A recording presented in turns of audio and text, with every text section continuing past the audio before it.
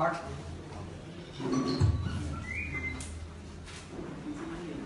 तारीख को प्रधानमंत्री जी ने 500 और 1000 रुपए के नोट बंद किए थे। पिछले 4 दिन से देश के लोग सारा काम धंधा छोड़ के लंबी लंबी लाइनों में लगे हुए हैं। पूरा देश कोई काम नहीं कर रहा, केवल बैंक से अपने नोट निकलवाने में लगा हुआ है। इस दौरान कई लोगों की मौत हो गई, कई लोगों ने आत्महत्या कर ली, कई लोगों को हार्ट अटैक हो गए, कई लोगों को अस्पतालों में इलाज नहीं मिला, जिसकी वजह से उनकी मौत हो गई। प्रधानमंत्री जी तो ऐलान करके जापान चले गए। पूरा देश इंतजार कर रहा था कि अब जापान से आएंगे और कुछ समाधान करेंगे। कल मैं भी दिल्ली के अलग अलग इलाकों में घूम के आया था। चारों तरफ अफरा तफरी का माहौल है। सारी मार्केट बंद पड़ी है, दुकान खोलने का कोई औचित्य नहीं बन रहा। मार्केट में लोग नहीं आ रहे, पैसे नहीं है उनके पास। दुकान वाले आगे सामान नहीं खरीद पा रहे, पैसे नहीं है उनके पास। तो लोग सोच रहे थे कि अब जापान से आएंगे प्रधानमंत्री जी और कुछ ना कुछ तो करेंगे ताकि लोगों के हाथ में थोड़े से पैसे आ जाए और उनकी जिंदगी चल सके। लेकिन अभी जो प्रधानमंत्री जी ने गोवा में भाषण दिया और उन्होंने कहा अभी 50 दिन और लगेंगे, मुझे 50 दिन दे दो। तो एक तरह से देश के अंदर लोगों के अंदर जो ये था कि अब आएंगे और कुछ करेंगे, वो नर्वसनेस और ज्यादा बढ़ गई है कि क्या अगले 50 दिन लोगों को इसी तरह से रोज लाइनों में खड़े होके गुजारने पड़ेंगे? क्या अगले 50 दिन इसी तरह से बिना रोटी के गुजारने पड़ेंगे, बिना दूध के गुजारने पड़ेंगे? क्या इसी तरह से ट्रांसपोर्ट के लोग कह रहे हैं कि परसों के बाद देश में ट्रांसपोर्ट नहीं चल पाएगा? ट्रांसपोर्टर्स, उनका कहना है उनके पास ड्राइवर्स को पैसे देने के लिए पैसे नहीं है, ड्राइवर्स के पास नाके पे पैसे देने को पैसे नहीं है, गाड़ी खराब हो जाए उसको ठीक कराने के पैसे नहीं है, डीजल भरवाने के पैसे नहीं है। सारे देश में अगर ट्रांसपोर्ट बंद हो गया तो सब्जी कैसे आएगी, दूध कैसे आएगा, फल कैसे आएंगे, खाने पीने का सामान कैसे आएगा? जिस दिन उन्होंने ऐलान किया था उस दिन तो बोले 2 दिन के अंदर सारे बैंकों में पैसा पहुंच जाएगा, 2 दिन में सब ठीक हो जाएगा, एटीएम चालू हो जाएंगे, बैंक ठीक हो जाएंगे। अगले दिन उन्होंने कहा नहीं 10 दिन लगेंगे। फिर कल अरुण जेटली जी ने कहा नहीं 3 हफ्ते लगेंगे। अब प्रधानमंत्री जी कह रहे नहीं 50 दिन लगेंगे। तो 50 दिन तो क्या, अब जनता का हाल ये हो गया कि 50 घंटे भी जनता अब इंतजार करने के हालत में नहीं है। पूरे देश के अंदर इमरजेंसी के से हालात हो गए हैं, लोग भूखे मर रहे हैं। और ऐसे ऐसे लोग भूखे मर रहे हैं जिनके घर में पैसा है, गरीब लोग नहीं। गरीबों के घर में भी कुछ नहीं हो रहा, जिनके पास 500 1000 के दिहाड़ी मजदूरी करते थे, किसान थे, किसान का सारा काम ही कैश में होता है। वो सारा का कैश जो है उसका, उस कागज का कोई मोल नहीं बचा, वो मिट्टी के, वो कागज के टुकड़े रह गए हैं उनके नोट। तो अब 50 दिन तक लोग इसी तरह से करेंगे। इससे पूरे देश के अंदर पैनिक है। जब से प्रधानमंत्री जी का भाषण आया है पूरे देश में एक जबरदस्त पैनिक चारों तरफ दौड़ गया है। मेरे पास कई फोन आए हैं, कई लोगों के SMS आए हैं। उनका कहना है कि इसका मतलब इनके पास कोई गेम प्लान नहीं है। आने वाले दिनों में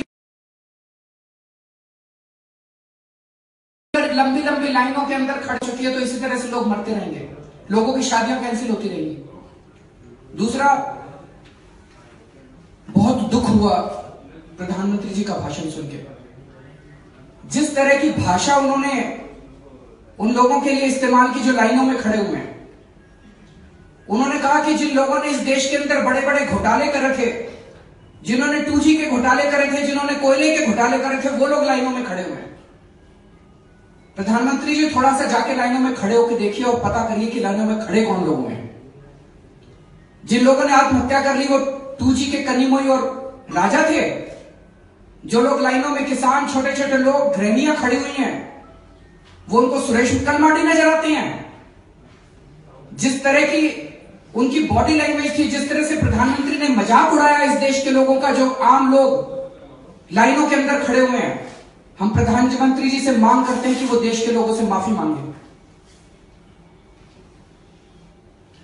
उन्होंने आज बार बार कहा कि 125 करोड़ लोग तो ईमानदार हैं, कुछ लाख लोग बेईमान हैं।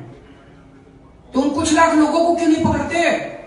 125 करोड़ लोगों को क्यों दुखी कर रखा है इन्होंने? सारे 125 करोड़ लोग तो लाइनों में लगे हुए हैं और उन कुछ लाख लोगों से दोस्ती करके बैठे हैं। बोले मैंने तो शुरू में ही कह दिया था कि मैं सख्त कानून एक्शन लूंगा उन लोगों के खिलाफ जिन्होंने काला धन रखा हुआ है। मोदी जी, आप अपने भाषण सुनिए, आप अपनी ट्वीट देखिए। चुनाव के पहले आपने क्या कहा था? चुनाव के पहले आपने कहा था मैं रॉबर्ट वाड्रा को जेल भेजूंगा। चुनाव के पहले आपने कहा था देश के भ्रष्टाचारियों के साथ को मैं जेल भेजूंगा। उनके साथ अब आपने दोस्ती कर ली सबके साथ। चुनाव के पहले कहा था आपने कि मैं स्विस बैंक, बच्चा बच्चा देश का जानता है कि काला धन कहां है। चुनाव के पहले आपने कहा था कि बच्चा बच्चा जानता है स्विस बैंकों में काला धन है। क्या हुआ उसका? एक स्विस बैंक से एक नया पैसा अगर आपने लाने की कोशिश भी की हो, कोई कोशिश नहीं की आपने। अगर पहले पता होता, चुनाव के पहले बता देते आप 500-500, 1000-1000 के नोट बंद करके जनता की ऐसी तैसी करोगे, एक आदमी वोट नहीं देता आपको। उस टाइम तो आपने कहा था स्विस बैंकों का पैसा लेके आऊंगा। अब जिन लोगों के पैसे हैं स्विस बैंकों में, उनसे आपने दोस्ती कर रखी है। सब लोग जानते हैं कि किन लोगों के पैसे हैं। मैं बार बार कह रहा हूं, 648 लोगों की लिस्ट आई थी 2011 में। फाइनेंस मिनिस्ट्री में पड़ी है वो लिस्ट, सीबीडीटी में पड़ी है वो लिस्ट। 648 लोगों की लिस्ट में इस देश के सारे बड़े बड़े लोगों के नाम हैं जिनके स्विस बैंकों में खाते हैं। कांग्रेस ने सेटिंग कर रखी थी उन लोगों के साथ, कांग्रेस ने कोई एक्शन नहीं लिया उनके खिलाफ। और अब मोदी जी भी कोई एक्शन नहीं ले रहे उन 648 लोगों के खिलाफ। पैसा उन 648 लोगों के पास है, पैसा उन लोगों के पास है जिनके स्विस बैंकों में खाते हैं। उनके खिलाफ एक्शन क्यों नहीं लेते? उनके अकाउंट नंबर लिखे हुए हैं। कुछ अकाउंट नंबर मैंने 3 साल पहले प्रेस कॉन्फ्रेंस करके इस देश के बड़े बड़े लोगों के स्विस बैंक के अकाउंट के नंबर मैंने जनता को बताए थे। आपके फाइलों के अंदर पड़े हैं मोदी जी। उनके खिलाफ एक्शन क्यों नहीं लेते? उनको जेल क्यों नहीं भेजते? आपको भी पता है, आज भी आप कह रहे हो कि कुछ लाख लोग बेईमान है, बाकी लोग ईमानदार हैं। इस देश की जनता आपसे उम्मीद करती है कि आप उन लोगों के खिलाफ एक्शन लो, ना कि इस देश के 125 करोड़ लोगों की ऐसी तैसी करो। हम डिमांड करते हैं कि सरकार बैठे, इसको गंभीरता से ले। आज भी उनकी बातों में कोई गंभीरता नहीं छलक रही थी, केवल जुमलेबाजी और नाटकबाजी चल रही थी। आज भी इसको गंभीरता से ले और कोशिश करके अगले 24 घंटे के अंदर कुछ ना कुछ इस समस्या का समाधान निकालने की कोशिश करे। नहीं तो देश बहुत ही तेजी के साथ देश नीचे जाता जा रहा है। देश की पूरी अर्थव्यवस्था बैठती जा रही है, लोगों के अंदर घर में खाने को नहीं है और ये बहुत serious law and order problem हो सकती है। अरविंद जी, आप पहले कह चुके कि ये फैसला वापस लेना चाहिए, लेकिन आप समाधान की बात करते हैं। क्या समाधान आपको नजर आ रहा है फिलहाल? हमारा तो यही कहना है कि इसको वापस लेने के सिवा फिलहाल कोई समाधान नजर नहीं आ रहा। इसको अगर आपको इंट्रोड्यूस करना है, आप इसको सोच समझ के तैयारी करके दोबारा इंट्रोड्यूस कीजिए, जिसमें आप समय दीजिए लोगों को। लेकिन सबसे पहले आपको एक काम करना पड़ेगा, अगर आप सीरियस हैं तो जो बड़े बड़े भ्रष्टाचारी इस देश के हैं जिनसे आपकी दोस्ती है, पहले आपको उनको जेल भेजना पड़ेगा। उसके बिना ही केवल नाटक करने से, 500-500, 1000-1000 के नोट बदल देने से भ्रष्टाचार खत्म नहीं होता। जो नकली नोट बना रहे हैं, वो नकली नोट बनाने वाले तो वैसे के वैसे बैठे हैं। अभी 500 रुपए के बनाते थे, 2000 रुपए के ऑलरेडी आ गए नकली नोट मार्केट में। उनको पकड़ के जेल क्यों नहीं भेजते? उनसे दोस्ती कर रखी है तुम लोगों ने। नाटक कर रहे हो, 500 के नोट बदल के 2000 के कर दिया। वो 2000 के नोट ऑलरेडी आ गए, 2 दिन हुए, 24 घंटे के अंदर 2000 के नोट मार्केट में नकली आ गए। जो भ्रष्टाचारी है, पैसे लेने वाला और पैसे देने वाला दोनों वही है। पहले 1000-1000 के नोटों के भ्रष्टाचार करते थे, अब 2-2000 के नोट के भ्रष्टाचार। आपको पहले उनके खिलाफ एक्शन लेना पड़ेगा। आपने उनके साथ दोस्ती कर ली है और ये 50 दिन नहीं चलेगा। पूरे देश में पैनिक फैल गया है। जब से प्रधानमंत्री जी ने कहा है आज दोपहर में कि 50 दिन और लगेंगे, मेरा साथ दो। कैसे साथ दें? घर में खाने को नहीं है। कैसे साथ दें 50 दिन? दूध नहीं है बच्चों के लिए, खाने को नहीं है, सारी मार्केट बंद पड़ी है। 50 दिन सारी मार्केट बंद रहेगी। हमारे सारे व्यापारी, पूरे देश के अंदर अफरा तफरी मची हुई है। किसानों में, किसान अपनी फसल कैसे उगाएगा? हमें तो उम्मीद थी क्योंकि 10 दिन और बचे अपनी फसल उगाने के लिए।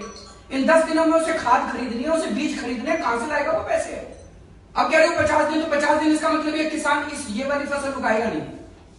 फिलहाल की स्थिति ऐसी है कि कैश जो है वो बैंकों तक नहीं पहुंच रहा है और कहा जा रहा है कि 8 बजे से 8 बजे तक बैंक खुलेंगे, 4 बजे बैंक बंद हो जाते हैं। कई जगह हमने ये देखा है। फिलहाल की स्थिति संभालने के लिए कोई कदम नहीं उठाया जा रहा है। ये कहा जा रहा है कि स्थिति तो नॉर्मल है। तो ऐसे में लगता है कि फिलहाल की जो एक्चुअली या तो उनको पता ही नहीं कि चल क्या रहा है, और या ये स्थिति उनके कंट्रोल के बिल्कुल बाहर पहुंच गई है और अब वो केवल इमोशनल भाषण दे रहे हैं।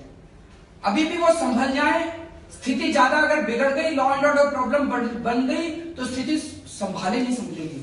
अभी भी वो सब इसको वापस ले लें, इस पूरे कदम को। हम तो इनकी इंटेंशन पे क्वेश्चन कर रहे हैं, चलो इंटेंशन छोड़ दो, लेकिन इतना तो ये भी मानेंगे कि it is a very poorly implemented scheme. अभी भी वापस ले लो, अगर करना है तो दोबारा इसको ढंग से सोच समझ के दोबारा कर लेना, बाद में कर लेना। जिद छोड़ो, अहंकार छोड़ो और इसको वापस ले लो। जनता की आरोप लगा रही है कि बैंक जो है कालाबाजारी कर रहे हैं, जो बड़े बड़े हैं उन लोगों से तो पैसे ले रहे हैं, लेकिन गरीब आदमियों को लाइनों में लगा। मैंने तो कहा ही आपको, आज मैंने सारे इंटरव्यूज में एक ही बात कही है कि जो ज्वेलर 60-60 हजार रुपए तोला बेच रहा है, ब्लैक में ले रहा है, जो डॉलर 116 रुपए का बेच के उसके जो 500 हजार के नोट वो इकट्ठे कर रहा है, वो 2000 में कैसे कन्वर्ट होंगे? वो बैकडोर से सारे जा रहे हैं अंदर और 2-2 हजार की गड्डियां वापस आ रही है। वो दलाल है। वो दलाल कौन है? वो रूलिंग पार्टी के हैं, क्योंकि बैंकिंग के अंदर वही लोग अंदर जा सकते हैं, एक्सेस उन्हीं लोगों पे है। तो इस पूरी एक्सरसाइज से केवल एक ही चीज होने वाली है, इस देश में जितने लोगों के पास काला धन था उसका 50% बीजेपी के पास चला जाएगा और कुछ नहीं होने वाला। हम दुखी होंगे, हमारे बच्चे मरेंगे, किसान मरेंगे, औरतें आत्महत्या करेंगी, बाकी 50% इस देश का काला धन जो है वो बीजेपी के पास चला जाएगा। सर ये कहा जाता है कि अस्पतालों में भी पैसे दिए जाएंगे। Sir, Prime Minister has said that all the corrupt forces have turned against him and he may also lose his life in the process. So what do you have to say to that comment of the Prime Minister? कौन उनको किससे वो है? He's saying that all the Why? corrupt forces in the I want to understand. उनकी जान को किससे खतरा है? बताएं जरा।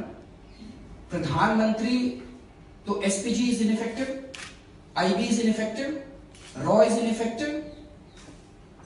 नाटक करना बंद करें। अब लोगों का नाटक से पेट नहीं भर रहा, अब लोगों को पता चल गया जुमले करते हैं। पहले चुनाव के पहले बोले सारा काला धन ले आऊंगा, 15-15 लाख रुपए दूंगा, भूल गए। चुनाव के पहले 100 दिन के अंदर काला धन, राजनाथ सिंह जी का भी हम स्पीच सुन रहे थे, 100 दिन में काला धन नहीं आए तो मेरे को चौराहे पे खड़ा करके लटका देना। क्या हुआ? 100 दिन में आया काला धन? तो अब जुमलों से पेट भर गया लोगों का, और इस बार लोगों के छाती पे मूंग दल, एक घर के अंदर उन्होंने तबाही मचा दी है। अब लोगों की बर्दाश्त बाहर होती जा रही है। इससे पहले कि ये serious law and order situation बने, इनको तुरंत इसके ऊपर कोई अस्पतालों में